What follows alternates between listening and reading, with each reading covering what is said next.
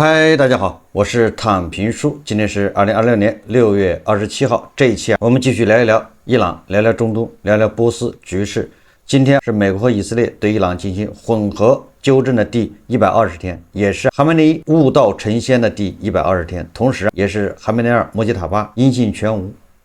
人間蒸發的第120天。那就在這第120天，美國和伊朗又打起來了。你說雙方的諒解備忘錄，雙方的談判到底在搞什麼？昨天咱們節目說了，一艘新加坡的貨輪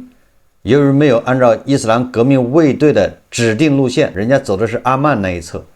也就是沒有服從伊朗伊斯蘭革命衛隊的這個管理，所以就用無人機炸了它。昨天咱們節目還說了，要看特朗普怎麼反應，結果果然特朗普那也不是吃素的，立馬就有反應。昨天做節目的時候，我說特朗普正在睡覺，可能沒時間管。特朗普後來在社交媒體上發了，他說伊朗伊斯蘭共和國至少向穿越霍爾木茲海峽的船只發射了4架單向攻擊無人機，其中1架無人機擊中了一艘大型且造價昂貴的貨輪的上層甲板，雖然造成了損壞，但該船仍能繼續航行。我們擊落了另外3架無人機，顯然這是對我們停火協議的愚蠢違反。那記者問特朗普，他說您說過伊朗違反了停火協議，他們會面臨什麼後果嗎？特朗普說你們會知道的。然後記者又問他鍥而不捨，再追問您認為停火協議依然有效嗎？特朗普說我不喜歡他們昨天開火的事實，伊朗不應該這麼做，所以你們會發現的，我是說你們會知道的。然後記者又追問他他說美國會對此做出回應嗎？在這一切發生之後，您想向伊朗傳達什麼信息？特朗普說你們會知道的。特朗普現在也已經被伊朗牽着鼻子走。記者又追問了，既然您多次表示談判進展順利，您認為他們為何還要這樣做？您認為伊朗襲擊一艘船的動機是什麼？特朗普就說了他們的情況有些不同，所以我才會想到47年了，沒有總統做過我們正在做的事情，所以你只要問問題，你會知道的。總之特朗普已經沒法來回答這些問題了，因為他自己都沒法解釋。前2天還說伊朗答應了他全部要求，被迫答應，必須按照他說的去做。美國又贏麻了，結果人家衛隊毫不客氣，上來就給他一耳光。而這個萬斯也顯得沒面子，萬斯說伊朗簽署了停火協議，我們也遵守了。如果他們對諒解備忘錄的執行方式有異議，完全可以直接打電話溝通。也就是美軍和伊朗保持熱線聯絡，萬斯等的是伊朗人的電話，但是伊朗人給他送來的是無人機。這個萬斯說，若訴之暴力，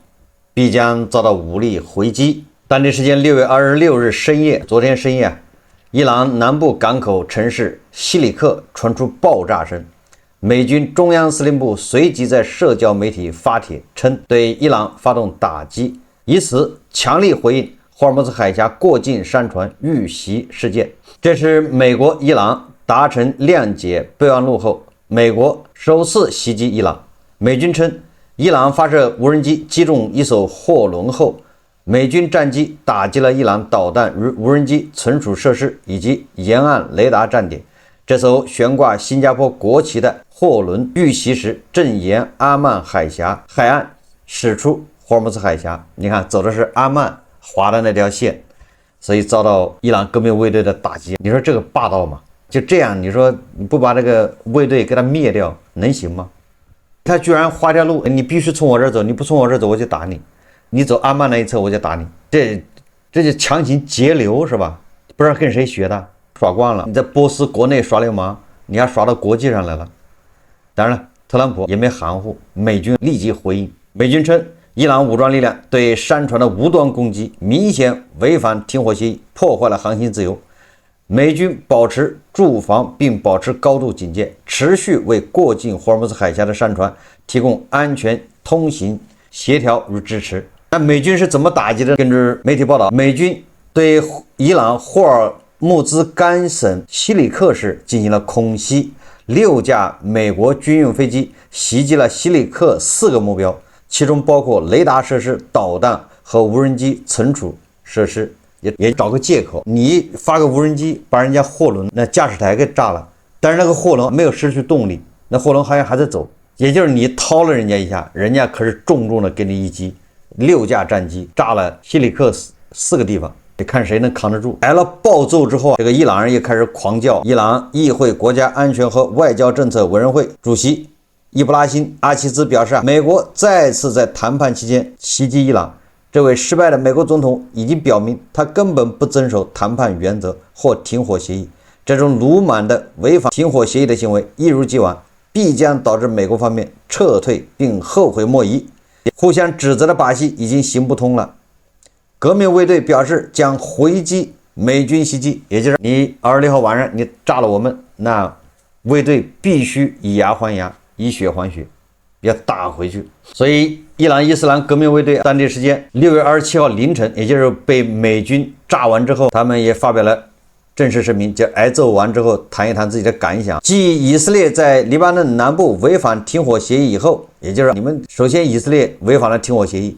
沒過幾小時，這個背棄契約的美國也一如既往的違背自身承諾，以各種借口因一艘違規船只在霍爾木茲海峽非授權航線通行一事，對伊朗沿海發動空襲。聲明說，革命衛隊海軍為回應此次侵略，打擊了美軍在該地區的駐紮點。聲明說，根據伊斯蘭堡諒解備忘錄及以美諒解備忘錄第5條，霍爾木茲海峽的通行管控安排歸屬伊朗。然而，美國煽動各方勢力，企圖違反這一承諾，我方已給予必要回應，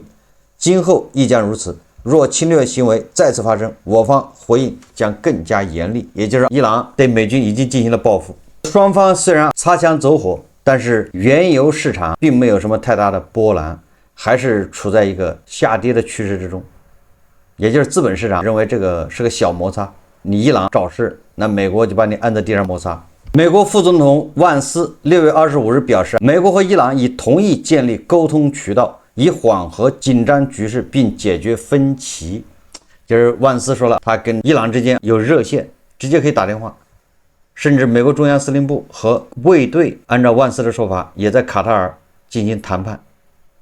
就雙方怎麼樣在霍爾木茲海峽不要再擦槍走火。這個伊朗的電視台也是這麼說的，他說，以美就霍爾木茲海峽建立溝通渠道，以防對抗。據伊朗英語新聞電視台援引消息人士的話報道，德黑蘭與華盛頓已就霍爾木茲海峽問題建立溝通渠道，旨在避免發生對抗。報道指出，該溝通渠道旨在防止霍爾木茲海峽可能引發軍事對抗的突發事件，同時促進涉及霍爾木茲海峽航運問題的諒解備忘錄相關條款的落實。但是，伊朗的伊斯蘭革命衛隊是直接否認針對美國官員以及一些伊朗媒體聲稱伊朗與美國就霍爾木茲海峽存在直接溝通渠道的說法。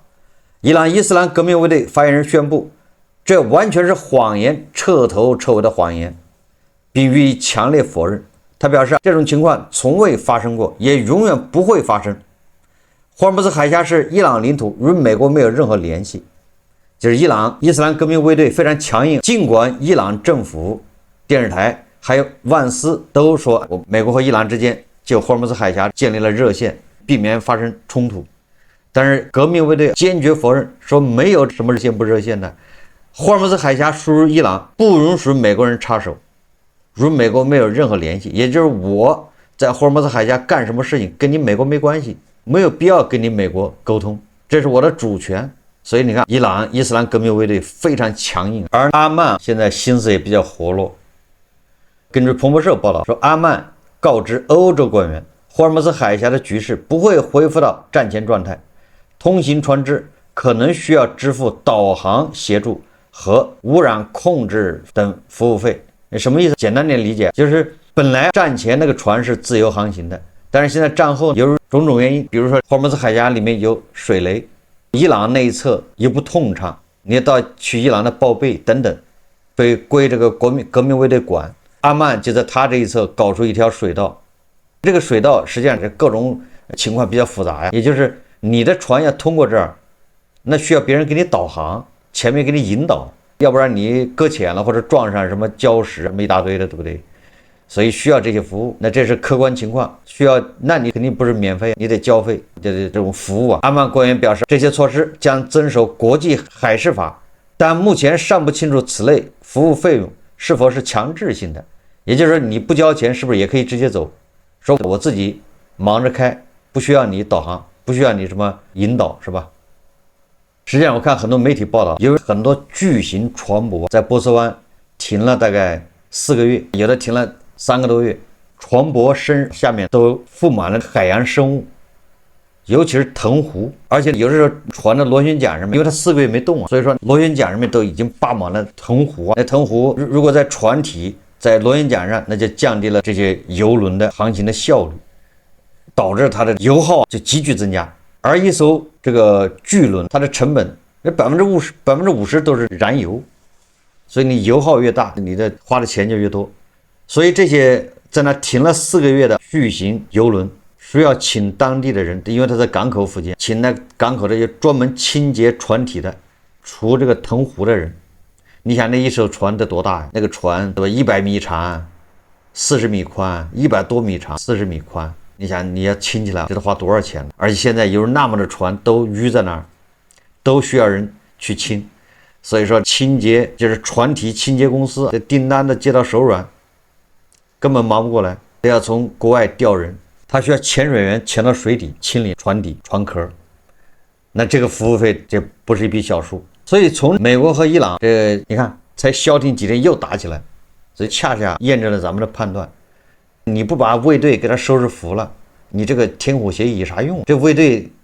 隔三差五在這找點事。衛隊哪天如果他從霍爾木茲海峽開放，他得不到什麼好處，好處都被那個伊朗的西裝派給分了，他們得不到好處了，那他肯定一不做二不休，乾脆給他封上算了，反正誰也別想過，完全有可能。也就是未來這個事情會愈演愈烈。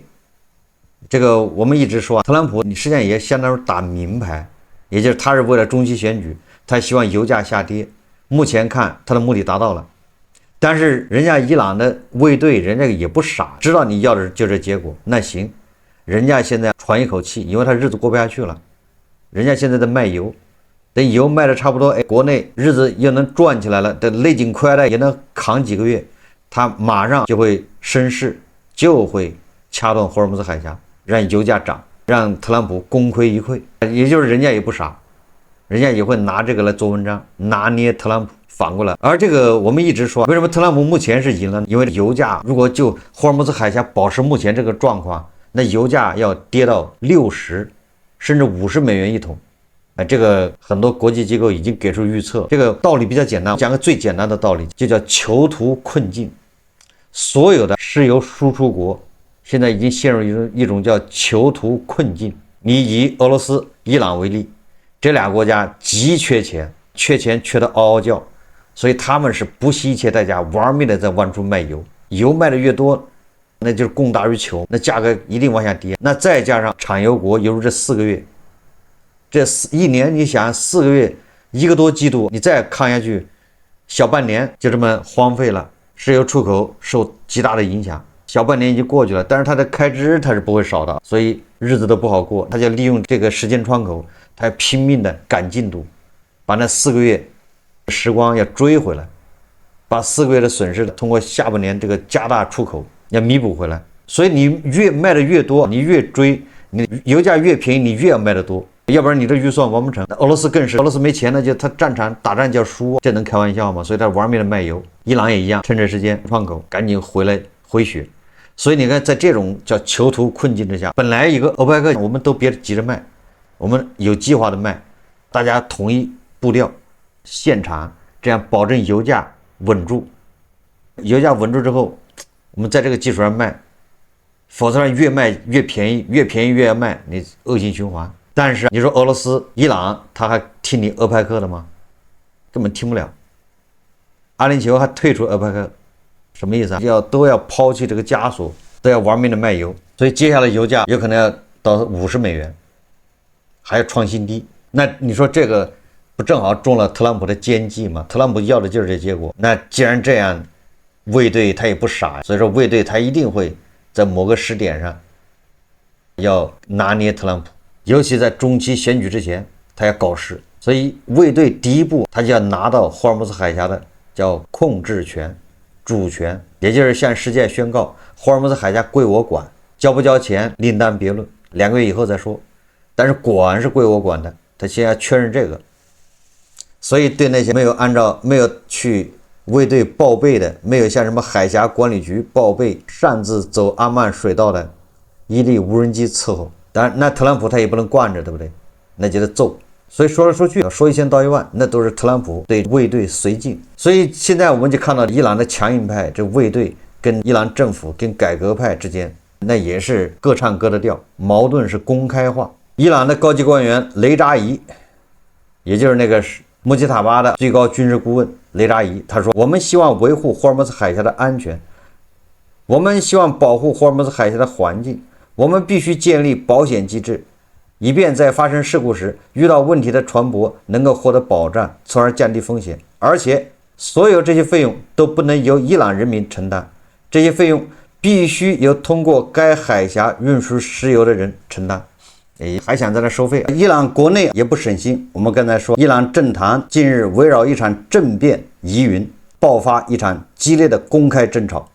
據悉，議員哈米德·拉薩伊、前議員卡姆蘭·加赞法里這些強硬派、主戰派人士將矛頭直接對準了主和派的核心人物，也就是總統佩澤西奇揚以及議長加里巴夫，公開指責他們發動了一場針對最高領袖穆吉塔巴的政變。當然了，這些強硬派口中的政變，並非指佩澤西奇揚等人真的以武力手段扣押穆吉塔巴，而是認定這些人利用手中的權力和地位，逼迫穆吉塔巴向他們低頭，從而事實上掌控了美伊談判的主導權。所以你看啊，逼着穆吉塔巴跑出來發聲明，說我不同意美國和伊朗的谅解備忘錄。但是佩泽西奇他們承諾了，也就是他逼的。那這個強硬派就抓住了把柄，實際上就是一種逼宮，這麼直接的指控總統、議長，那分量非常重，在伊朗政壇極為罕見。而強硬派此次發難的直接依據，就是穆吉塔巴本人就美伊諒解備忘錄發表了一份聲明。穆吉塔巴的這份聲明為主戰派提供了攻擊主和派的政治彈藥。面對強硬派的猛烈攻勢，佩澤西奇揚等人並未退縮，而是選擇在經濟困境的這個最現實的層面上為和談辯護。佩澤西奇揚在公開活動中直言，戰爭和制裁已經摧毀了伊朗的經濟，許多年輕人失業，對未來感到迷茫，政府不得不給失業者發放救濟金，卻收不上來稅。與此同時，為了應對戰爭，政府挪用了2000萬美元石油出口收入，用於採購軍事裝備。但他緊接着發出一句意味深長的警告：等到政府無力繼續支持革命衛隊的時候，戰爭就無法繼續下去。這句話既是對強硬派的經濟施壓邏輯的攤牌，也是在向整個政治精英階層傳遞一個信號：繼續戰爭的經濟基礎正在被消耗殆盡。伊朗國內主戰和主和兩派現在爭奪的核心是一個更高層面的問題，即誰有權定義穆吉塔巴的真實立場。雙方都試圖宣稱自己擁有最高領袖最高指令背書，以此來左右美伊和談方向和節奏。這場爭奪的背後是伊朗不同派別之間長期積累的立場分歧與利益衝突。改革派希望早日完成和談並結束戰爭的立場眾所周知，而反對談判、批評政府簽署備忘錄的主戰派主要來自保守陣營中的極端保守。這些人從根本上拒絕與美國進行任何形式的談判，擔心主和派會在談判桌上做出過多的讓步，最終損害伊朗的國家利益和數十年來苦心經營的地區威懾體系。更深一層的矛盾則是根植於權力分配。在此次與美以的大規模衝突中，以革命衛隊為代表的伊朗強力部門實力急劇膨脹，在國家日常管理和經濟運行中話語權都大幅增加。這種戰時狀態下的形成的權力格局，使得強力部門中的一部分人並不希望談判太快完成。畢竟一旦和平協議簽署，制裁逐步解除，政府与議會將有更多的機會收回在戰爭期間被強力部門接管的那部分權力和資源。換句話說，對一部分人而言呢，戰爭狀態本身就是利益的來源。在這樣錯綜複雜的局面中，最高領袖穆吉塔巴尚未就美伊談判問題做出明確的立場宣示。這種態度不明，並非優柔寡斷，而是一種求穩。穆吉塔巴是在以革命衛隊為代表的保守派力量支持下才得以接任最高領袖，因此他必須充分考慮到國內主戰派的政治訴求，不能一味地支持主和派去推動和談。但從另一個角度看，也只有在伊朗真正恢復和平之後，穆吉塔巴才能更加充分利用幾派之間的矛盾，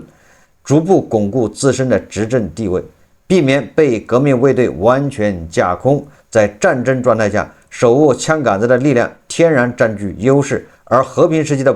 權力博弈則需要更複雜的平衡術。這正是穆吉塔巴更需要的政治舞台。另外，穆吉塔巴現在不急於亮明態度，還能夠降低自身因談判失敗而遭遇政治指責的風險。強硬派目前對備忘錄的攻擊雖然聲勢浩大，但畢竟由穆吉塔巴親自批准的聲明為總統團隊托底。如果日後談判果真出現問題，穆吉塔巴可以回過頭來再強調自己當初就是對和談持不同意見，將責任分攤到主和派身上。所以這場所謂的政變疑雲，歸根結底是伊朗內部不同派別與不同政治思想路線之間的一次激烈的碰撞。穆吉塔巴顯然希望穩坐中央，通過日後不斷調節矛盾，逐步穩定自己的權力根基。然而，內部矛盾的長期存在與公開化本身就會對伊朗的政治團結造成難以忽視的負面影響。在美伊談判的每一個關鍵節點上，德黑蘭的內部爭吵都可能被對方視為可利用的弱點，而這恰恰是當前伊朗最難以承受的代價，就是伊朗內部這種強硬派和改革派之間的矛盾，加上穆吉塔巴領袖的這種搖擺，這是伊朗內部。但是美國內部其實也在鬥爭啊，而美國內部的鬥爭，先不說民主黨和共和黨，那個是一直存在。共和党內部，萬斯和盧比奧之間，很明顯的兩個人在明争暗鬥。根據路透社報道，美國副總統萬斯與國務卿盧比奧在伊朗問題上存在顯著分歧，主要集中在兩個議題。第一個是萬斯認為以色列轟炸黎巴嫩首都貝魯特的行為是糟糕的，這破壞了美國與伊朗的談判。而盧比奧認為以色列做什麼都是對的，美國政府應該做的事情就是無條件為以色列政權服務。我們說通俗一點，就是盧比奧認為以色列和黎巴嫩的問題和美國和伊朗的問題要分開談，兩個不能綁到一起。而萬斯他上了伊朗人的當，把以色列和黎巴嫩真主党的問題跟美國和伊朗要捆在一起。那這個就永遠它就是一個 bug。你美國和伊朗談了半天，以色列和黎巴嫩還真主党都沒在協議上簽字，你要求誰去執行？你是要求美國不去打黎巴嫩，美國可以做到，說我不去打，但是你要求以色列不去打，你憑什麼？以色列和美國人家都是獨立主權國家，甚至有人說以色列是美國的爹，那兒子還能管爹嗎？所以這不就扯皮嗎？所以不要說了，這是兩碼事，不能混在一起。萬斯也上了伊朗人的當，把它混到一起。那現在美國斡旋之下，黎巴嫩政府、以色列已經達成框架協議。以色列人要求很簡單，黎巴嫩真主党解散，由黎巴嫩政府軍來接管這個，就是目前以色列佔領的黎巴嫩的南部真主黨的地盤，由黎巴嫩政府軍來接管，而且必須真主党要解散。那麼這個條件達到了，以色列他就走了，撤軍。人家這個解釋也沒毛病。也就是萬斯他是建議由黎巴嫩政府来解決，把伊朗踢出去。你伊朗跟人家黎巴嫩有什麼關係？這是關於黎巴嫩。那麼還有關於一個3000億的重建基金，萬斯說他是傾向於由美國的游說，讓這個海灣阿拉伯國家或其他國家出資伊朗的戰後重建。而這個盧比奧是堅決反對，也就是海灣國家不需要向伊朗提供任何資金，那除非你自己自願，你想去賺錢，那是你的事情。美國不做任何施压，